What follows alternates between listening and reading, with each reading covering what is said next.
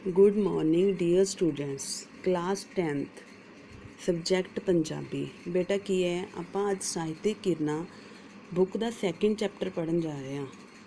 ਸਾਹਿਤਿਕ ਕਿਰਨਾਂ बुक ਦਾ ਸੈਕਿੰਡ ਚੈप्टर ਮਿਜ਼ਮਾਨੀ ਕੀ ਹੈ बेटा। ਮਿਜ਼ਮਾਨੀ ਕਵਿਤਾ ਹੈ जिस दे लेखक ਦਾ ਨਾਮ ਕੀ ਹੈ शाह हुसैन। शाह हुसैन इस दे विच कवि की कहना चाਹੁੰਦਾ बेटा। मित्रां दी मिजमानी खातर दिल दा लहू शानी दा कड कलेजा कीतम बेरे सो भी लायक नाही तेरे होर तौ पी फिकू नाही किछु मेरे पीऊ कटोरा पानी दा। पहला ये बेटा औखे शब्द देखने हैं। औखे शब्द किहड़े आए हुए हैं जिवें मिजमानी। मिजमानी नूं की कहंदे हैं मेहमान, निवाजी जां प्रोनाचारी। खातर की हुंदा है किसे लई। शानी दा की हुंदा है शानना। कीतम की हुंदा बेटा मैं किता।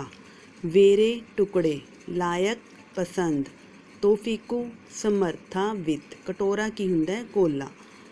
प्रसंग पहला बेटा प्रसंग सानू सब नूं पता ही है। प्रसंग आपां किवें लिखने। ये काफ टोटा शाह हुसैन द्वारा लिखी हुई काफ़ी विचों लईआं गईआं हन। किहड़ी काफ़ी विचों किहदी लिखी हुई है। शाह हुसैन द्वारा लिखी हुई काफ़ी विचों लईआं गईआं हन जो ਸਾਹਿਤਿਕ ਕਿਰਨਾਂ 2 ਪਾਠ ਪੁਸਤਕ ਵਿੱਚ ਮਿਜ਼ਮਾਨੀ ਸਿਰਲੇਖ ਹੇਠ ਦਰਜ ਹਨ। ਮਿਜ਼ਮਾਨੀ ਕੀ ਹੈ ਬੇਟਾ ਕਵਿਤਾ ਦਾ ਕਾਫੀ ਦਾ ਨਾਮ ਹੈ। ਇਸ ਕਾਫੀ ਵਿੱਚ ਕਵੀ ਵੱਲੋਂ ਆਪਣੇ ਮਿੱਤਰ ਪਿਆਰਾ ਕੌਣ ਹੈ ਪ੍ਰਮਾਤਮਾ। ਉਸ ਮੁਰਸ਼ਦ ਨੂੰ ਪ੍ਰੀਤਮ ਪਿਆਰਾ ਕਿਹਾ ਗਿਆ ਹੈ। ਉਸ ਨੂੰ ਖੁਸ਼ ਕਰਨ ਲਈ ਉਸ ਪ੍ਰੀਤਮ ਪਿਆਰੇ ਨੂੰ ਉਸ ਆਪਣੇ ਭਗਵਾਨ ਨੂੰ ਖੁਸ਼ ਕਰਨ ਲਈ ਕੀਤੇ ਹੋਏ ਯਤਨਾਂ ਦਾ ਜ਼ਿਕਰ ਕੀਤਾ ਗਿਆ ਹੈ। ਇਸ ਤੋਂ ਬੇਟਾ ਕੀ ਹੈ ਇਸ ਤੋਂ ਅੱਗੇ ਕੀ ਹੈ ਵਿਆਖਿਆ। ਵਿਆਖਿਆ ਇਹਨਾਂ ਲਾਈਨਾਂ ਵਿੱਚ ਕਵੀ ਕੀ ਕਹਿਣਾ ਚਾਹੁੰਦਾ ਹੈ।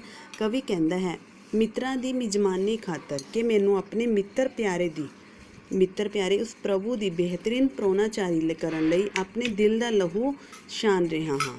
ਮੈਂ ਉਸ ਪ੍ਰਭੂ ਨੂੰ ਖੁਸ਼ ਕਰਨ ਲਈ ਉਸ ਪ੍ਰਮਾਤਮਾ ਦਾ ਦਿਲ ਜਿੱਤਣ ਲਈ ਆਪਣੇ ਦਿਲ ਦਾ ਲਹੂ ਛਾਣ ਰਿਹਾ ਹਾਂ।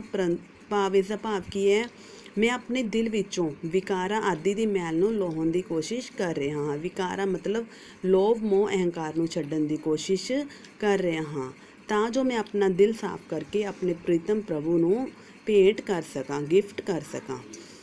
उस तो बाद की कहंदा बेटा कड कलेजे कीतम बेरे सो भी लायक नाही तेरे हो तो फिकू नाही किछु मेरे पीऊ कटोरा पानी दा।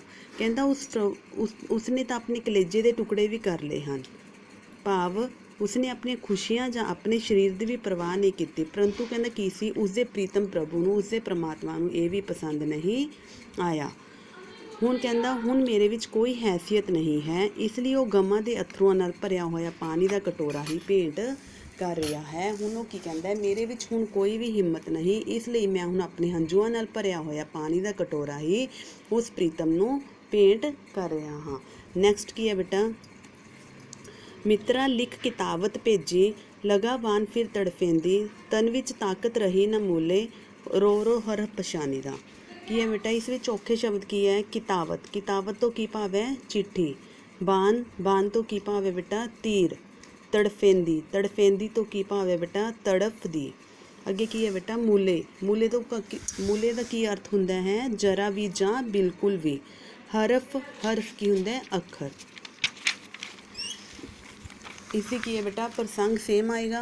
इस तो बाद की है व्याख्या। इन्हां लाइनां विच कवि की कहना चाहुंदा है। इन्हां लाइनां विच कवि कहना चाहुंदा है कि मैनू उस प्रभु प्रीतम ने उस परमात्मा ने मैनू एक चिट्ठी लिख के भेजी है जिस नूं पढ़ के इंज प्रतीत हुंदा है जिवें कि मेरे सीने दे विच मेरे दिल दे विच कोई तीर लग के वज गया होवे। मैं उस प्रभु प्रीतम दे विछोड़ विच तड़फदी रही हाँ। हुण मेरी हालत बेसुध ते हालो बेहाल हो गई है। हुण मैनू कोई सुरत नहीं है। मैं भाव वो साह सतहीन हो गई है। उसदियां अखां विचों पछतावे दे अथरू निकल रहे हैं। हुण रो रो के अपने मित्र प्यारे दियां हदायतां रूपी अखर पछाण रही है। भाव हुण थोड़ी जही उसनूं सोझी आ गई है, थोड़ी जही उसनूं पहचान आ गई है। अगे की है बेटा एक काफ टोटा किस रचनाकार का है। एक काफ टोटा शाह हुसैन का है। किहड़ी रचना विचों लिया गया है। ये मिजमानी रचना विचों लिया गया है। बान तो की भाव है। बान तो भाव की है बेटा बान तो भाव है तीर। इत्थे ये शब्द एक अजिही सच्चाई लई वरतिया गया है जिस नाल सोझी आ जाती है अते मन दे भरम मिट जाते हैं। तन विच ताकत क्यों नहीं रही। क्योंकि जीव इस्त्री ਵੱਲੋਂ परमात्मा की प्राप्ति ਲਈ ਕੀਤੇ ਜਾਣ ਵਾਲੇ ਯਤਨ ਵਿਅਰਥ ਹਨ। ਜਿਹੜੀ ਉਪਰੋਕਤ ਆਪਾਂ ਪੈਰਾ ਪੜ੍ਹਿਆ ਸੀ ਉਸ ਦੇ ਅਰਥ ਕੇਂਦਰੀ ਭਾਵ ਕੀ ਹੈ? परमात्मा व्यर्थ ਦੇ ਯਤਨਾਂ ਨਾਲ ਨਹੀਂ ਬਲਕਿ ਸੱਚੀ ਭਾਵਨਾ ਨਾਲ ਪ੍ਰਾਪਤ ਕੀਤਾ ਜਾ ਸਕਦਾ ਹੈ। ਨੈਕਸਟ ਕੀ ਹੈ ਬੇਟਾ?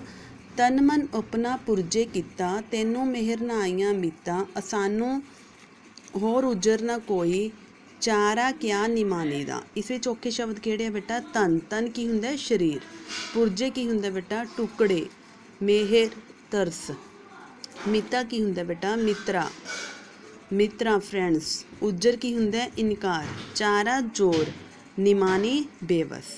ਪ੍ਰਸੰਗ ਸੇਮ ਹੀ ਆਏਗਾ ਬੇਟਾ। ਇਸ ਤੋਂ ਬਾਅਦ ਕੀ ਹੈ? ਵਿਆਖਿਆ। ਇਹਨਾਂ ਲਾਈਨਾਂ ਵਿੱਚ ਕਵੀ ਕੀ ਕਹਿਣਾ ਚਾਹੁੰਦਾ ਹੈ?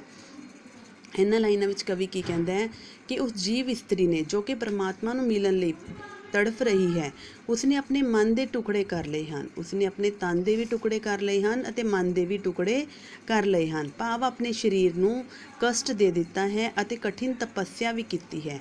ਤੈਨੂੰ ਮਿਹਰ ਨਾ ਆਈਆਂ ਮੀਤਾਂ, ਪਰ ਕਹਿੰਦਾ ਉਸ ਪ੍ਰਭੂ ਪ੍ਰੀਤਮ ਨੂੰ ਜਰਾ ਵੀ ਤਰਸ ਨਹੀਂ ਆ ਰਿਹਾ। ਉਸ ਪ੍ਰਭੂ ਪ੍ਰੀਤਮ ਨੂੰ ਜਰਾ ਵੀ ਇਸ 'ਤੇ ਤਰਸ ਨਹੀਂ ਆ ਗਿਆ। ਸਾਨੂੰ ਹੋਰ ਉਜਰ ਨਾ ਕੋਈ ਚਾਰਾ ਕਿਆ ਨਿਮਾਨੀ ਦਾ। ਕਵੀ ਨੇ ਹਜੇ ਵੀ ਹਿੰਮਤ ਨਹੀਂ ਹਾਰੀ।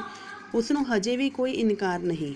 ਉਹ ਹਰ ਹਿੱਲਾ ਵਸੀਲਾ ਕਰਨ ਲਈ ਤਿਆਰ ਹੈ। ਭਾਵ ਕਿ ਉਸਨੇ ਨਿਮਾਨੀ ਆਤਮਾ ਦਾ ਕੋਈ ਜ਼ੋਰ ਨਹੀਂ ਚੱਲ ਰਿਹਾ ਪਰ ਉਸ ਵੱਲੋਂ ਨਿਰੰਤਰ ਜਾਰੀ। ਨੈਕਸਟ ਕੀ ਹੈ ਬੇਟਾ? ਕਹੇ ਹੁਸੈਨ ਫਕੀਰ ਨਿਮਾਨਾ ਤੈ ਬਾਜੂ ਹੋਰ ਕੋਈ ਨਾ ਜਾਨਾ ਤੂੰ ਹੀ ਦਾਨਾ ਤੂੰ ਹੀ ਬਿਨਾ ਤੂੰ ਹੀ ਹੈ ਤਨ ਨਿਤਾਨੀ ਦਾ। ਇਸ ਵਿੱਚ ਕੀ ਹੈ ਬੇਟਾ? ਔਖੇ ਸ਼ਬਦ ਕਿਹੜੇ ਹਨ? ਨਿਮਾਨਾ। ਨਿਮਾਨਾ ਤੋਂ ਕੀ ਭਾਵ ਹੈ? ਜਿਸ ਦਾ ਕੋਈ ਮਾਨ ਨਾ ਹੋਵੇ। ਤੈ ਕੀ ਹੈ? ਤੇਰੇ। ਬਾਜੋ ਦਾ ਮਤਲਬ ਕੀ ਹੈ? ਬਿਨਾ। ਦਾਨਾ ਸਹਾਰਾ। ਬਿਨਾ ਕੀ ਹੈ ਬੇਟਾ? ਆਸਰਾ। ਤਾਨੀ ਕਿਆ ਹੈ? ਜੋਰ। ਪ੍ਰਸੰਗ ਸੇਮ ਹੋਏਗਾ। ਵਿਆਖਿਆ। ਇਹਨਾਂ ਲਾਈਨਾਂ ਵਿੱਚ ਕੀ ਕਵੀ ਕੀ ਕਹਿਣਾ ਚਾਹੁੰਦਾ ਹੈ ਕਿ ਕਵੀ ਬੜਾ ਨਿਮਾਨਾ ਜਿਹਾ ਫਕੀਰ ਬਣ ਕੇ ਕਹਿ ਰਿਹਾ ਹੈ। ਕਹੇ ਹੁਸੈਨ ਫਕੀਰ ਨਿਮਾਨਾ। ਕਵੀ ਬੜਾ ਫਕੀਰ ਨਿਮਾਨਾ ਜਿਹਾ ਫਕੀਰ ਬਣ ਕੇ ਕਹਿ ਰਿਹਾ ਹੈ, ਹੇ ਮੇਰੇ ਪ੍ਰੀਤਮ ਤੇਰੇ ਬਿਨਾਂ ਕਹਿੰਦਾ ਮੈਂ ਕਿਸੇ ਹੋਰ ਨੂੰ ਨਹੀਂ ਜਾਣਦਾ। ਤੂੰ ਹੀ ਦਾਨਾ ਹੈ, ਤੂੰ ਹੀ ਦਾਨਾ ਹੈ, ਤੂੰ ਹੀ ਮੇਰਾ ਸਹਾਰਾ ਹੈ, ਦੇਣ ਵਾਲਾ ਹੈ, ਪਾਲਣ ਵਾਲਾ ਹੈ, ਤੂੰ ਹੀ ਮੈਨੂੰ ਵੇਖਣ ਵਾਲਾ ਹੈ।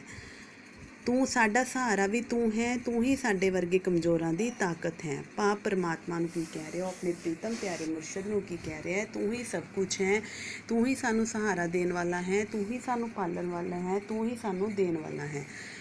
ਇਸ ਤੋਂ ਬਾਅਦ ਕੀ ਹੈ ਬੇਟਾ? ਇਸ ਦੇ ਕੁਐਸਚਨ ਆਨਸਰ। Short note.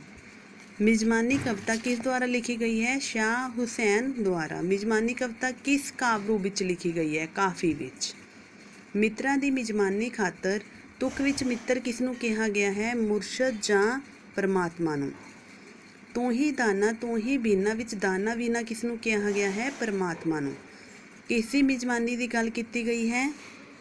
ਮਿੱਤਰ ਪਿਆਰੇ ਜਾਂ ਪ੍ਰਭੂ ਪ੍ਰੀਤਮ ਦੀ। ਸ਼ਾਹ ਹੁਸੈਨ ਕਿਸ ਨੂੰ ਆਪਣਾ ਅਸਲ ਸਹਾਰਾ ਸਮਝਦਾ ਹੈ? ਪਰਮਾਤਮਾ ਨੂੰ। ਥੈਂਕ ਯੂ ਬੇਟਾ। Have A nice day.